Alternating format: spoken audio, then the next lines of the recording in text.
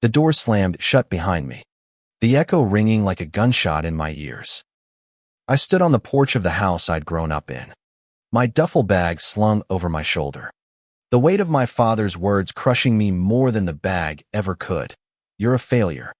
Ethan. Get out. At 28, I'd been disowned, cast out like trash, all because I dared to dream beyond the rigid blueprint my father, Richard Caldwell, had drawn for my life. He wanted me to take over his real estate empire, to wear tailored suits and shake hands with men who valued profit over principle. I wanted to build something of my own, something real, something that mattered. That choice cost me everything, my family, my home, and, as I'd soon learn, my dignity. I turned back to the house, its towering columns and pristine lawn mocking me. My sister, Lila, stood at the window, her lips curled into a triumphant smirk. She was 25, Dad's golden child, the one who always played by his rules. I could still hear her voice from earlier that evening, dripping with venom. You're nothing without Dad's money. Ethan. Nothing. The memory burned, but I forced myself to walk away, my boots crunching against the gravel driveway. What they didn't know, what no one in that suffocating mansion knew, was that I wasn't nothing. Not even close. In the past year, I'd built a tech startup from the ground up, a platform that connected freelancers with global companies. It was earning me $5 million a month, and I hadn't told a soul. Not Dad, not Lila, not even my best friend, Marcus. The secrecy wasn't about shame. It was about proving to myself I could do it without their approval. I tossed my bag into the back of my beat-up sedan, the only thing I owned outright, and slid into the driver's seat. My phone buzzed. Marcus. Checking in. You good, man? Heard about the blowout with your dad. I typed back a quick, I'm fine, but my hands shook as I hit send. Fine. I was furious, humiliated. But beneath it all, a spark of defiance flickered. They thought they'd broken me. They had no idea what was coming. The next morning, I woke up in a cheap motel room, the kind with peeling wallpaper and a mattress that creaked with every move. Sunlight leaked through the blinds, and I stared at the ceiling, replaying the fight. Dad's voice, cold and final. Lila's getting the $3 million trust fund. You get nothing. You're no son of mine. Lila had stood by his side, nodding like a loyal soldier, her eyes gleaming with satisfaction. The trust fund wasn't just money, it was a weapon, a public declaration that she was the worthy one, and I was the outcast. I pulled out my laptop and checked my company's dashboard. The numbers glowed on the screen, $5. $2 million in revenue for the month. And we were only halfway through. My platform, Freelance Flow, was a runaway success, connecting top-tier talent with corporations desperate for skilled workers. Every click, every contract signed, was a brick in the empire I was building, one Dad would never understand. He thought wealth came from owning land, from shaking hands in boardrooms. I was proving it came from ideas, from grit, from refusing to bow. But the victory felt hollow. I'd spent years craving Dad's approval, even as I fought against his control. Every A+ in school, every soccer goal, every late night studying, I'd done it to make him proud. And now, he'd chosen Lila, the sister who'd spent her life coasting on his name, who'd never questioned his orders. The betrayal stung deeper than I wanted to admit. My phone rang, snapping me out of my thoughts. It was Marcus, his voice urgent. Ethan, you need to see this. Check Lila's Instagram. I opened the app, and there it was, a photo of her holding a glass of champagne. The caption reading, Big things happening. Blessed to be the future of the Caldwell legacy. Trust fund winning. The comments were a flood of congratulations, people fawning over her success. I scrolled further and saw a post from Dad's company page, proud to announce Lila Caldwell as the recipient of a $3 million trust to lead our family's vision forward. My stomach churned. This wasn't just about money, it was a public execution of my worth. They wanted the world to know I was nothing. That Lila was everything. I slammed the laptop shut, my pulse racing. I could have posted my own truth. Could have shown the world my bank account, my company's stats. But that wasn't the plan. Not yet. I drove to a coffee shop downtown, needing air, needing space to think. The place was buzzing with the morning crowd, students, freelancers, suits grabbing their lattes. I ordered a black coffee and sat in the corner, my mind spinning. I wasn't going to let this go. Not the betrayal, not the humiliation. But I also wasn't going to stoop to their level, to play their game of public posturing. My revenge would be smarter, sharper. It would be undeniable. As I sipped my coffee, an idea began to form. Dad and Lila thought they'd won by cutting me off, by flaunting their wealth and power. But they didn't know the game had changed. I wasn't the broke, aimless kid they'd painted me as. I was a man with resources, with a vision, and with the kind of power that didn't need a trust fund to prove itself. I opened my laptop again and started typing an email to my team. We're accelerating the expansion. Double the marketing budget. Push for international clients. Let's show the world what we're made of. If Dad and Lila wanted to play dirty, I'd play bigger. I'd build an empire so undeniable they'd choke on their own smugness. And when the time came, I'd make sure they knew exactly what they'd lost. The coffee shop's noise faded as I worked, my fingers flying across the keyboard. For the first time since last night, I felt alive. This wasn't just about proving them wrong, it was about proving myself right. I'd been kicked out, humiliated, written off. But I wasn't done. Not by a long shot. By late afternoon, I'd rented a small apartment in the city. Nothing fancy, but a step up from the motel. It had a view of the skyline, a reminder of what I was building toward. I unpacked my duffel bag, hanging my one good suit in the closet. It was the same suit I'd worn to pitch Freelance Flow to my first investor, a meeting that had changed everything. Back then, I'd been terrified, my voice shaking as I explained my vision. Now, that vision was paying off in ways I'd never imagined. Marcus came by that evening, carrying a six-pack and a pizza. "You look like hell," he said, tossing me a beer. "But you've got that crazy glint in your eye. What's the plan?" I told him everything, not just the fight, but the trust fund, Lila's post, Dad's announcement. Marcus whistled low. "They're really going for the jugular." "Huh?" "Yeah," I said, cracking open the beer. "But they're about to find out I'm not the one bleeding." Marcus grinned, the kind of grin that said he believed in me, even when I wasn't sure I believed in myself. He'd been there through it all: high school, college, the early days of Freelance Flow when I was coding in my dorm room at 3 a.m. He was the only one who knew the truth about my success, and even he didn't know the full extent. "Man, you've got to tell them," Marcus said, leaning back on the couch. "Rub it in their faces. $5 million a month. That's not pocket change. That's buy a private island money." I shook my head. "Not yet. They'll find out when it hurts the most." Marcus raised an eyebrow but didn't push. He knew me well enough to know I wasn't bluffing. That night, as I lay in bed, the city lights flickering outside, I made a promise to myself.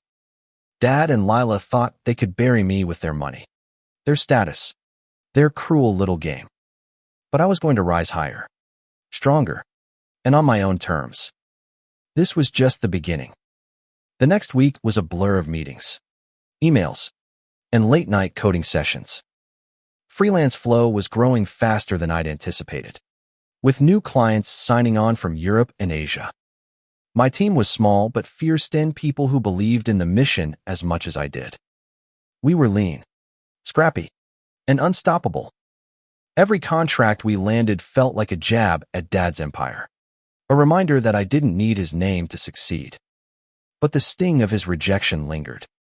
I'd catch myself staring at my phone, half expecting a text from him, an apology, something to bridge the chasm he'd created. It never came. Instead, I got another notification from Lila's Instagram, a photo of her at a gala, dripping in diamonds. Captioned, "Living my best life. Caldwell legacy." The comments were filled with sycophants, people who'd never met her but worshipped the idea of her wealth. I wanted to scream, to tell the world she was just a puppet for Dad's ego. But I didn't. I had a bigger plan. I met with my lead developer, Priya, at our makeshift officia co-working space we'd outgrown months ago. "We're hitting capacity," she said, pointing to a graph on her screen. "We need more servers, more staff, and a bigger marketing push if we want to keep up with demand." I nodded, my mind already calculating the costs. Scaling up would eat into our profits, but it was worth it. Every new user, every new client, was a step toward proving Dad wrong. "Let's do it," I said. "Hire 10 more developers, get the servers online by next week, and double our ad spend. I want freelance flow on every freelancer's radar." Priya grinned, her eyes lighting up. She'd been with me since the beginning, back when the platform was just a prototype. She knew what this meant to Minute, just the money. But the mission. We were giving people freedom, a way to work on their terms. That was worth more than any trust fund. After the meeting, I took a walk through the city, the noise and chaos grounding me. I passed a billboard for Caldwell Realty, Dad's face plastered across it, his smile all teeth and no warmth. The tagline read, "Building your future." I laughed bitterly. He'd built nothing but walls between us. I pulled out my phone and texted Marcus, "Time to start playing offense." That evening, I got a call from an old college friend, Sarah, who worked in PR. "Ethan, you're trending," she said, her voice a mix of excitement and concern. "Not you, but your family. Lila's been posting nonstop about the trust fund, and people are eating it up. There's even a hashtag Caldwell. I groaned, pinching the bridge of my nose. Of course there was a hashtag. Lila lived for attention, and Dad was happy to bankroll her spotlight. "What's the narrative?" I asked, bracing myself. Sarah hesitated. "They're painting you as the black sheep. There's a blog post going viral, some gossip site claiming you were cut off for irreconcilable differences with your dad. They're implying you're broke, maybe even a drug addict." My blood ran cold. I wasn't surprised Dad would let this happen. Had always cared more about his image than the truth, but the audacity still hit like a punch. "Thanks for the heads up," I said, hanging up before I could say something I'd regret. I opened my laptop and found the article. It was worse than Sarah described. Anonymous sources claiming I'd squandered my inheritance, that I was a leech who'd been kicked out for my own good. The comments were brutal, strangers calling me a loser, a failure, a nobody. I wanted to smash the screen, but instead, I took a deep breath and closed the tab. This was their game, not mine. I called Marcus. "I need a favor," I said. "Find me a journalist, someone legit, who'll tell my story when the time's right." Marcus didn't ask questions. She knew I was serious. "Got it. I know a guy at the Chronicle. He's hungry for a scoop, and he's not afraid to take on big names." I smiled for the first time all day. Perfect. Over the next few days, I threw myself into work, but the gossip followed me like a shadow. At a networking event, I overheard whispers, "That's Ethan Caldwell. His dad cut him off." I kept my head high, shaking hands and pitching freelance flow like nothing was wrong. But inside, I was seething. Every glance, every murmur, was a reminder of Dad's betrayal, Lila's glee. They thought they could bury me with rumors. They were wrong. On Friday, I got an email from Priya. Big news. We just landed a contract with Tech Trend, $2 million for a year-long partnership. I pumped my fist, adrenaline surging. Tech Trend was a major player, A tech giant that could put freelance flow on the map. This was the kind of win that would make headlines. The kind that would force Dad and Lila to see what I'd built without them. I celebrated with the team that night, buying rounds at a dive bar near the office. Priya raised her glass, her voice cutting through the noise. To Ethan, who's proving them all wrong. The team cheered, and for a moment, I let myself feel the victory. But as I clinked glasses, I couldn't shake the image of Lila's smirk, Dad's cold stare. This wasn't enough, not yet. I left the bar early and walked home, the city lights blurring as my mind raced. I needed to hit them where it hurt, to show them that their money, their status, meant nothing compared to what I was building. But how? A public reveal of my success would feel good, but it wouldn't last. I needed something deeper, something that would make them question everything. That's when it hit me. Dad's empire was built on real estate, on physical assets. But the world was changing. Tech was the future, and I was already ahead of the curve. What if I could outmaneuver him in his own game? What if freelance flow could disrupt the very industry he'd spent his life dominating? I pulled out my phone and texted Priya. New project. Research how real estate firms use freelancers. I want to know everything. If Dad thought he could humiliate me and walk away, he was in for a rude awakening. I wasn't just going to survive, I was going to rewrite the rules. The idea consumed me. If I could integrate freelance flow into the real estate industry, I could challenge Dad's empire on his own turf. His company, Caldwell Realty, relied on a bloated staff of agents, marketers, and contractors, all tethered to his outdated model of business. My platform could streamline their operations, cut costs, and deliver better results. The irony was delicious.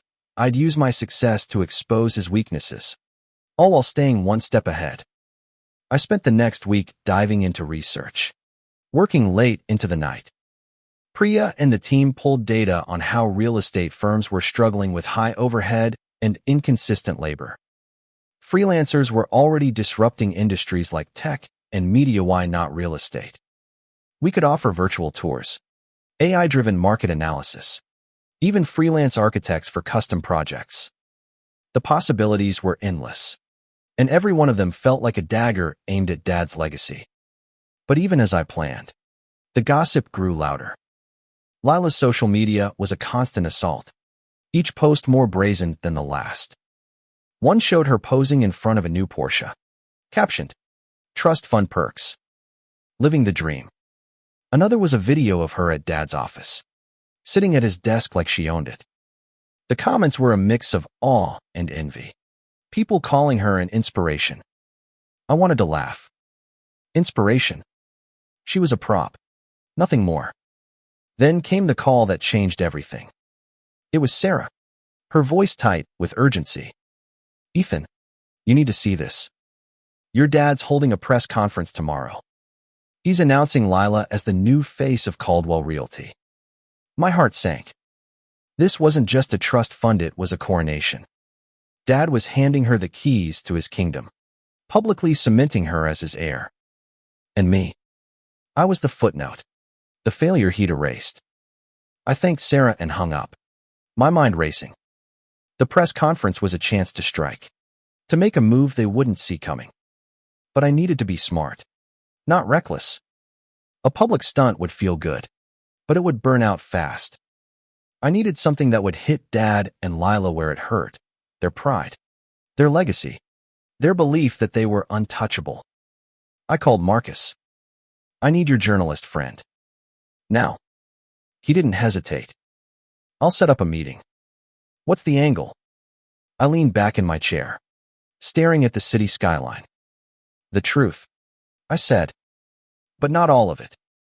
Just enough to plant the seed." The next morning, I met with Tom, the journalist from the Chronicle. He was young, hungry, and skeptical, his notepad already open as we sat in a quiet corner of a diner. "So, Ethan," he said, sipping his coffee, "why should I care about your family drama?" I smiled, leaning forward. Because it's not just drama. It's a story about power, betrayal, and what happens when you underestimate the wrong person. I told him enough to hook him, that I'd been cut off. That Lila was being propped up as the golden child. That Dad's empire was built on control, not vision. I didn't mention freelance flow or my income not yet. That was my ace, and I wasn't ready to play it. Tom scribbled furiously, his eyes lighting up. This could be big, he said, but I need more. Can you get me proof? Documents, emails, anything. I'll get you what you need, I promised. It was a risk, but a calculated one. If I could leak just enough to cast doubt on Dad's narrative, it would start unraveling his carefully crafted image. And Lila, she'd be caught in the fallout, her perfect facade cracking under the scrutiny. That afternoon, I went through my old emails, searching for anything I could use. I found a chain from 2 years ago, when I'd still been working for Dad, trying to pitch him on modernizing his business. His response was brutal. Stick to what you're told. Ethan, you're not cut out for big ideas. I forwarded it to Tom, along with a few other exchanges that showed his dismissive attitude. It wasn't much, but it was a start. The press conference aired live on a local news channel, and I watched from my apartment, my jaw tight. Dad stood at a podium, his gray hair perfectly combed, his suit immaculate. Lila was beside him, beaming, her dress probably costing more than my car. I'm proud to announce, Dad said, his voice booming, that my daughter, Lila Caldwell, will lead Caldwell Realty into the future. Her trust fund ensures she has the resources to carry on our legacy. The crowd applauded, cameras flashing. Lila stepped forward, her speech polished and rehearsed. I'm honored to take on this role, she said, her voice dripping with fake humility. My father has built an empire, and I'll make sure it thrives for generations. I turned off the TV, unable to stomach another word. They were rewriting history, erasing me entirely. But I wasn't invisible. Not anymore. I opened my laptop and checked Freelance Flow's stats, another $1 million in revenue since yesterday. The Tech Trend contract was already paying off, with their team raving about our platform's efficiency. I leaned back, a slow smile spreading across my face. They could have their press conference, their trust fund, their applause. I had something better, the truth, and the power to wield it. I texted Priya, prep a demo for real estate integration. We're going after Caldwell Realty's clients. Her response came instantly, hell yes. Let's do this. The game was on, and I was done playing defense. Tom's article hit the next morning, and it was a grenade. The headline read, Caldwell Realty's hidden drama, disinherited son speaks out. It didn't name me explicitly. I'd asked Tom to keep it vague for now, but it painted a picture of a family divided. A father who favored one child while casting out the other. The emails I'd sent were quoted. Their words damning, Dad's cold dismissal, his refusal to listen. The article ended with a question. What does it say about a man who builds an empire but can't keep his family together? Social media exploded. The Caldwell Air hashtag was now a battleground, with some defending Lila and others demanding answers. I scrolled through the comments, my heart pounding. Sounds like Richard Caldwell's got some skeletons in his closet. Who's the son? Spill the tea. Lila posted a cryptic response. Haters will always try to tear us down. Stay strong. But the damage was done. The perfect Caldwell image was cracking. I met with Priya and the team to finalize our real estate integration plan. We developed a suite of tools specifically for the industry, freelance agents for virtual showings, AI analytics for market trends, even a blockchain-based system for secure transactions. It was everything Dad's company lacked: fast, efficient, modern. We're ready to pitch, Priya said, her eyes gleaming. Who's first? Crestwood Properties, I said. They were Caldwell Realty's biggest rival. A firm Dad had been trying to crush for years. If we could land them, it would be a direct hit. Priya nodded, already typing up the proposal. This is going to shake things up, she said. I grinned. That's the point. The pitch to Crestwood was scheduled for the following week, but I couldn't shake the feeling that I was walking a tightrope. Tom's article had stirred the pot, but it also put me in the spotlight. If I revealed Freelance Flow now, it could backfire. People might see it as a petty stunt, not a legitimate success. I needed to time it perfectly, to let the narrative build before I dropped the bomb.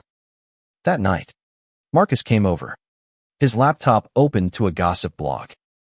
They're digging into you now, he said, pointing to a post speculating about my fall from grace. I laughed, but it was hollow. Let them dig. They won't find what they're looking for. Marcus raised an eyebrow. You sure about that? Once you go public, there's no going back. He was right. Revealing Freelance Flow would change everything, not just for Dad and Lila, but for me. I'd spent so long in the shadows, building in silence. Going public meant exposing myself, my success, my vulnerabilities. But it also meant taking control of the story, showing the world who I really was. I spent the next few days preparing for the Crestwood pitch, rehearsing every detail with Priya. We had data, projections, even a live demo of the platform. But as the meeting approached, I got a call from an unknown number. I answered, cautious. Ethan, a familiar voice said, low and controlled. It was Dad. My heart stopped. What do you want? I asked, my voice steady despite the storm inside. He didn't answer right away, but I could hear the anger in his silence. You think you can drag my name through the mud? He finally said. You're making a mistake. I clenched my fist, my voice cold. The only mistake was thinking you could erase me. He laughed, a harsh, bitter sound. You're nothing without me, Ethan. Nothing. He hung up before I could respond, but his words lit a fire in me. He thought I was still the kid he could bully, the son he could control. He was wrong. The Crestwood pitch was a triumph. Their CEO, a no-nonsense woman named Carla, was impressed, her team nodding along as Priya walked them through the demo. This could save us millions, Carla said, leaning forward. How soon can you roll it out? I smiled, my confidence unshaken. 2 weeks. We'll customize it to your needs. As we shook hands, Carla pulled me aside. I heard about your family, she said quietly. For what it's worth, I think you're doing just fine without them. I nodded, grateful but guarded. Thanks. I'm just getting started. That night, I got an email from Tom. The article's getting traction. Ready to go bigger. I stared at the screen, my finger hovering over the reply button. It was time to escalate, to show the world what I'd built. But I needed to be careful. Dad wasn't above playing dirty, and Lila would follow his lead. I typed back, give me a week. I'll have something for you. As I closed my laptop, I felt the weight of what was coming. This wasn't just about money or revenge. It was about reclaiming my name, my story, my life. Dad and Lila thought they'd won. They were about to learn how wrong they were. The Crestwood deal closed faster than I expected. By the end of the week, we'd signed a $3 million contract, with a promise to integrate Freelance Flow into their operations by month's end. The news spread through the industry like wildfire. Competitors were already reaching out, curious about what we could offer. Priya was ecstatic, her emails a flurry of exclamation points.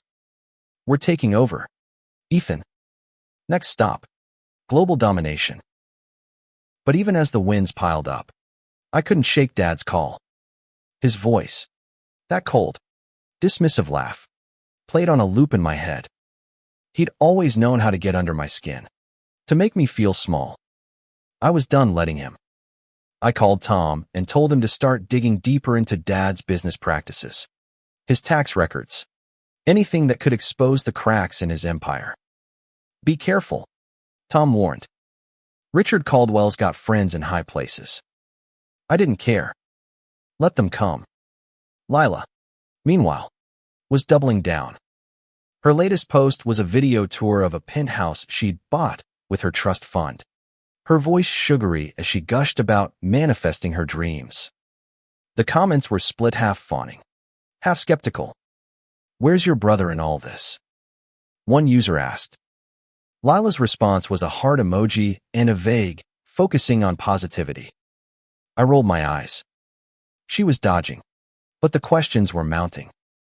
On Monday, I got an unexpected email from an old family friend, Mrs. Harper, who'd been my mom's best friend before Mom passed away when I was 10. Ethan, I saw the article. I'm so sorry. Your mother would be heartbroken to see this. Attached was a scanned letter, written in Mom's elegant handwriting. It was addressed to me, dated a month before she died. I opened it with trembling hands. My dearest Ethan, it began. You have a fire in you, a light that no one can extinguish. Don't let your father's expectations dim it. Build your own path. And know I'm proud of you. Always. Tears stung my eyes. I hadn't read those words in years. Hadn't realized how much I needed them. Mom had seen me, truly seen me, in a way Dad never would. I tucked the letter away, a new resolve settling in my chest. That afternoon, I met with Marcus at a park, needing to clear my head. You're playing a dangerous game, he said, tossing a frisbee to me. Your dad's not going to sit back and let you take shots at him. I caught the frisbee, my grip tight. Good. Let him fight. He'll lose. Marcus shook his head, but his smile said he believed in me. By midweek, Tom sent me a draft of his next article. It was explosive, detailing questionable deals in Caldwell Realty's past shady land acquisitions, rumors of tax evasion. He'd found a whistleblower, a former employee who'd been fired for asking too many questions. This could bring him down, Tom said over the phone. But it'll bring heat on you, too. You ready for that? I didn't hesitate. Do it. The article dropped on Friday, and the fallout was immediate. Twitter was ablaze with speculation. Caldwell scandal trending alongside Caldwell Air. Dad issued a statement denying everything, calling it a smear campaign. Lila posted a tearful video, claiming the family was being attacked by jealous haters. But the damage was done. Clients were pulling out. Investors were nervous. Caldwell Realty was bleeding. I should have felt triumphant. But instead, I felt a pang of guilt. This was my family. After all, no matter how much they'd hurt me, I pushed the feeling down. They'd made their choice when they kicked me out, when they humiliated me. This was just consequences. That night, I got another call from Dad. This time, his voice was different, less controlled, more desperate. You think you're clever, don't you? He spat. You think you can destroy me. I stayed silent, letting him unravel. You're a disgrace. Ethan. You always have been. The words cut, but they didn't break me. Not anymore. I'm just getting started, I said, my voice calm. You should have believed in me. I hung up, my heart racing but steady. For the first time, I felt like I was in control. Dad's empire was crumbling, and I was the one holding the hammer. The fallout from Tom's article was relentless. By Monday, 2 major clients had dropped Caldwell Realty, and the stock price of Dad's parent company was tanking. Lila's social media went quiet. No more penthouse tours. No more smug captions. I should have been celebrating, but instead, I felt a strange emptiness. This wasn't just about winning anymore. It was about what came next. I met with Priya to review our progress. Freelance Flow was now working with 3 real estate firms, including Crestwood, and we were in talks with 2 more. We're disrupting the industry, Priya said, her voice buzzing with excitement. Your dad's model is dinosaurs compared to us. I nodded, but my mind was elsewhere. I'd spent so long fighting to prove them wrong. But what was I fighting for now? That question haunted me as I walked home, the city buzzing around me. Mom's letter was still in my pocket, her words a quiet anchor. Build your own path. I had. But at what cost? I'd torn down Dad's empire, exposed Lila's facade. But I was still alone, still the outcast. The victory felt incomplete. On Wednesday, I got an email from Sarah. You need to see this. Lila's planning a counterattack. Attached was a press release. Lila was launching a charity initiative with her trust fund, a blatant attempt to clean up her image. The announcement was set for Friday, at a glitzy gala Dad was hosting. It was a desperate move, but a smart one. They were trying to reclaim the narrative, to paint themselves as victims turned heroes. I called Tom. Can you get me into that gala? He laughed. You want to crash it? Bold move. I wasn't sure what I'd do once I was there, but I needed to see their faces, to show them I wasn't invisible. Tom pulled some strings, and by Friday, I had a press pass under a fake name.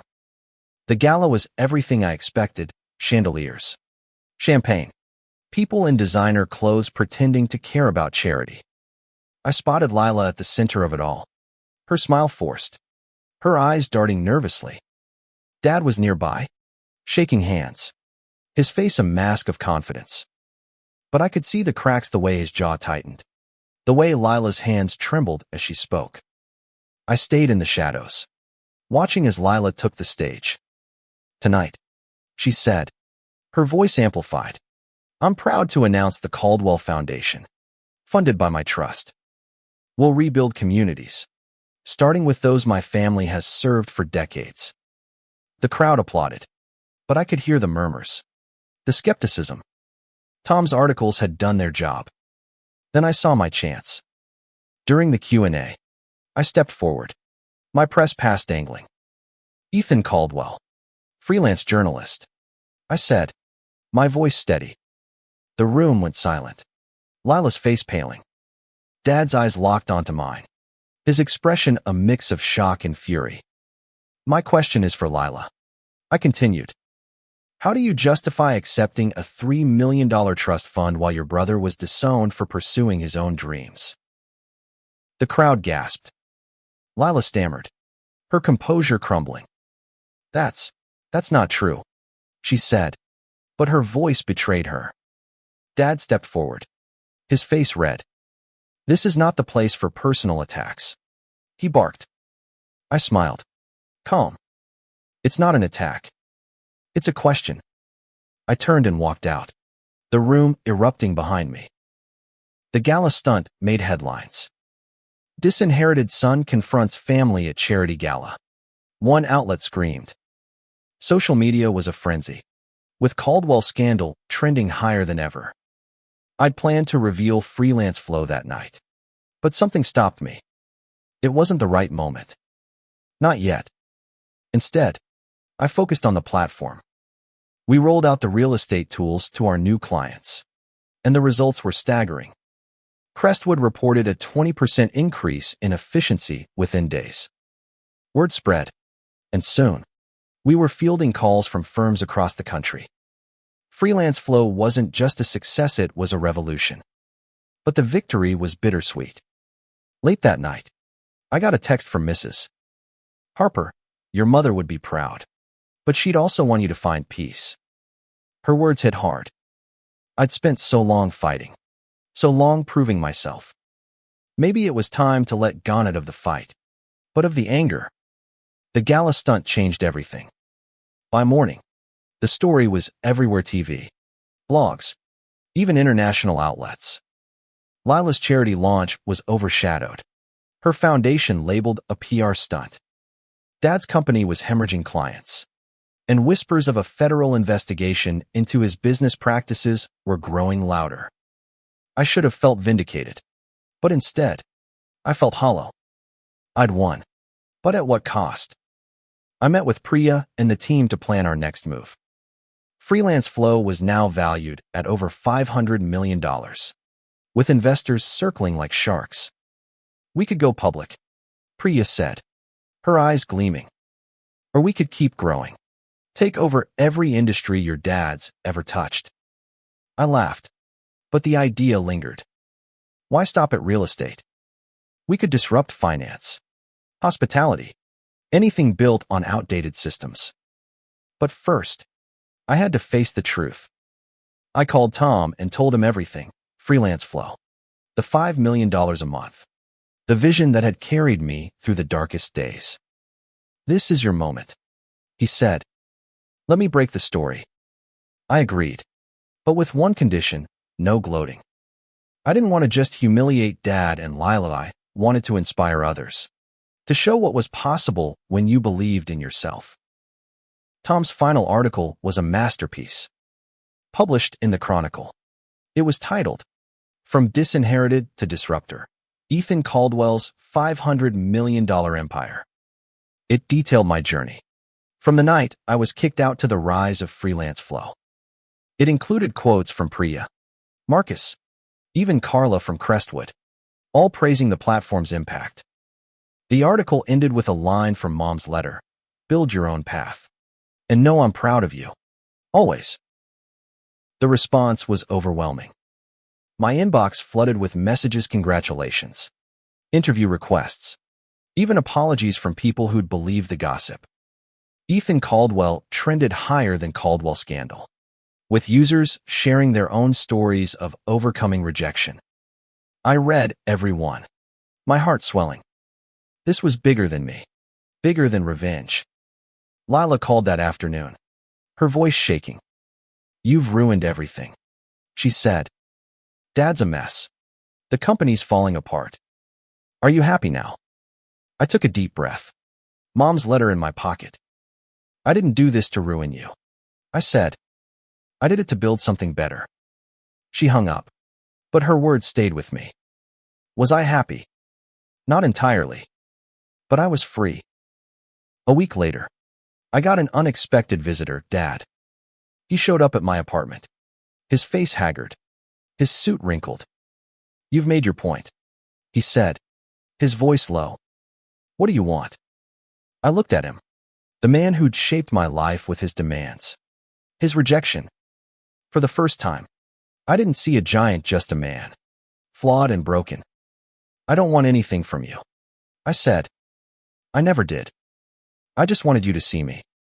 His eyes flickered, something like regret passing through them. But he didn't apologize. He just nodded and left, the door closing softly behind him.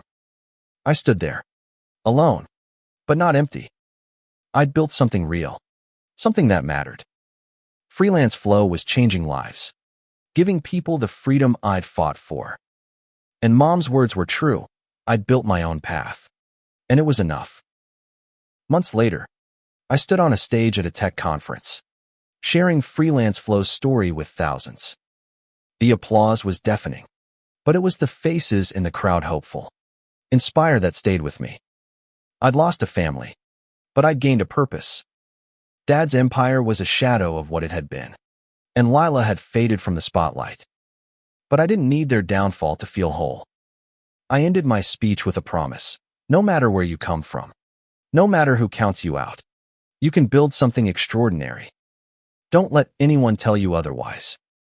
As I stepped off the stage, Marcus was waiting, his grin wide. You did it, man, he said. I nodded, Mom's letter in my pocket, her words my guide. I'd done it not just for me, but for her, for everyone who'd ever been underestimated. And that was enough.